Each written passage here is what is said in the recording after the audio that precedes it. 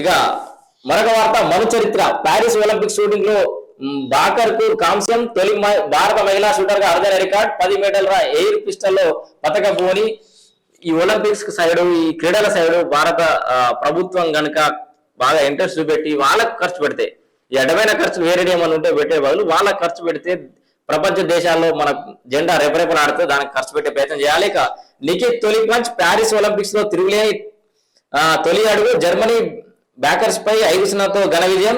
Pre quarter finals కు అర్హత సాధించిన జరీన్ మహిళల టేబుల్ టెన్నిస్ లో శ్రీజ సత్తా.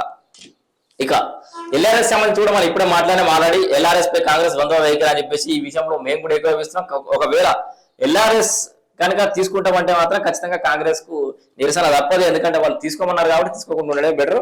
కాంగ్రెస్ అంటేనే వంచన, రుసుము లేకుండానే ఎల్ఆర్ఎస్ అమలు చేయాలి. ప్రభుత్వానికి మాజీ మంత్రి హరీష్ రావు డిమాండ్ అని చెప్పేసి పాపం ఆయన డిమాండ్ చేసుకుంటారే పోతూనే ఉన్నాడు. ఆయన ఒక్కరి ముఖమే కనబడుతుంది. ఇక పేపర్లో కూడా నమస్తే తెలంగాణలో కూడా మరి కేటీఆర్ కూడా కనబడుతున్నాడు, కేసీఆర్ కనబడుతున్నాడు. ఏమైంది మరి పాపం.